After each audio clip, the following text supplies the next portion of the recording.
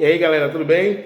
Hoje são 14 de setembro de 2020, estamos vivenciando um período bastante conturbado, principalmente no campo político, né? Nós em nenhum momento tivemos paz, né, no campo político, nos debates ideológicos, e vamos tentar fazê-lo aqui da melhor forma possível, dentro de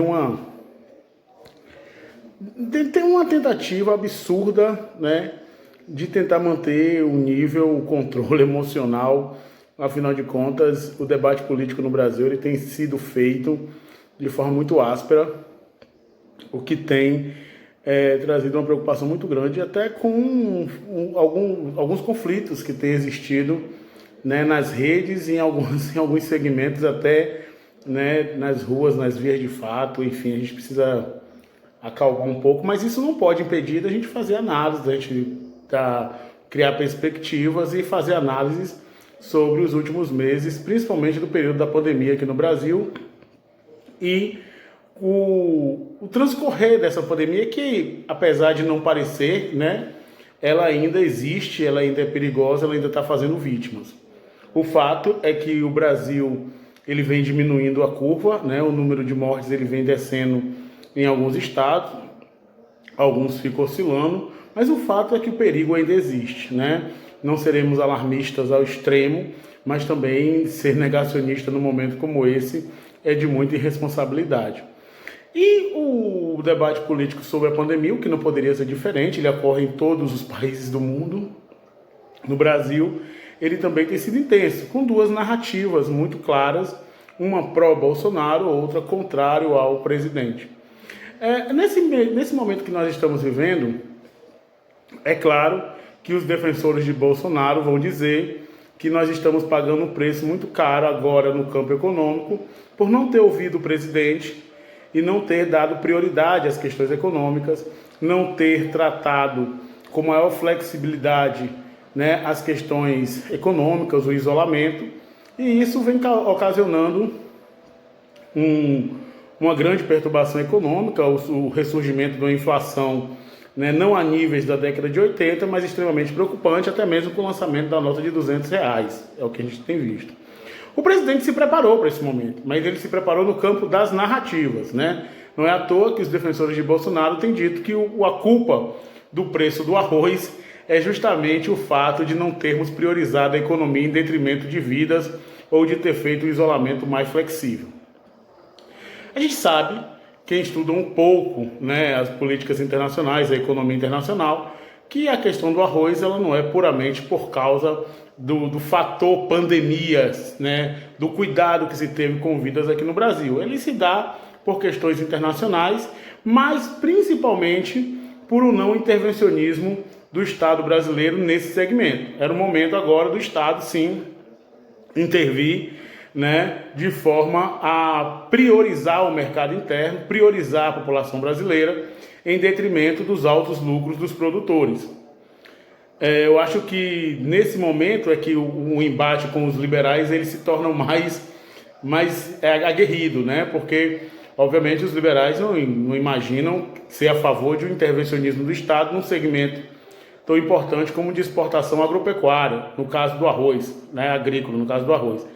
Ao meu ver, eu acho que era o momento do governo, sim, estabelecer uma certa pressão sobre os produtores e priorizar o mercado interno, como muito se faz por aí, né? Não é dizer que eu sou um interventor, não.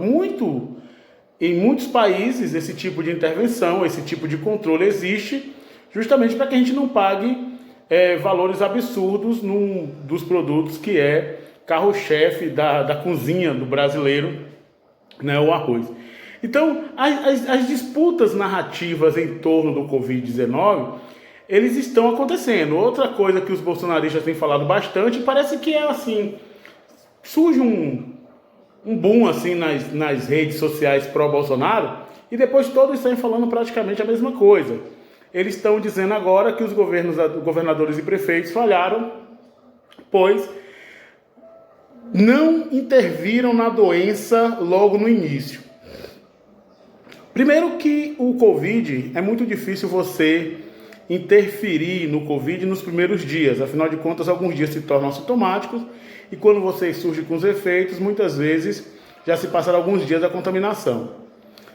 Segundo, se na primeira tosse as pessoas fossem para os hospitais em março e abril, não teríamos locais para tratar ou fazer teste na quantidade de pessoas que iriam para os hospitais.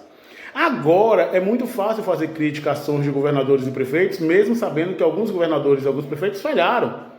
Né? Nem todos acertaram 100%, ocorreram falhas.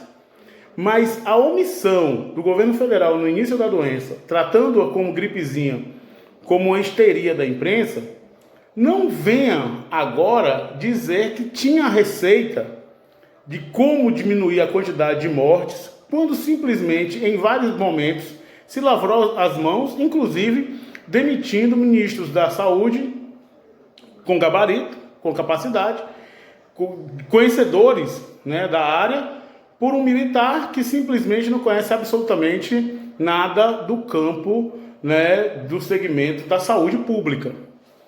Então esse governo ele não priorizou a doença como deveria e agora constrói narrativas com o intuito de amenizar a sua imagem diante de 130 mil mortos ocorridos, né, 130 mil mortes ocorridas aqui no Brasil.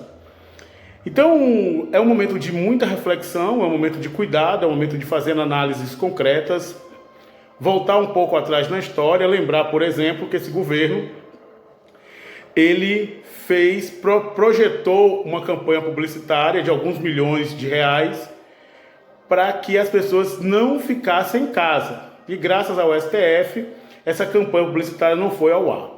Então a gente precisa ter noção exata do que nós estamos passando, né? Analisar os fatos, pois o momento requer muita, mas muita reflexão sobre o momento que nós estamos vivendo, sobre esse período conturbado da história brasileira e que nós precisamos cada vez mais estudá-lo com muita independência e também com muito senso crítico, né? Esse momento serve para isso, ok? A gente está gravando esse vídeo agora, já a gente coloca outros vídeos sobre outros temas. A briga entre a Globo e a Record tá bem bacana e a gente vai falar disso também em outro momento. Valeu? André Moraes está na área.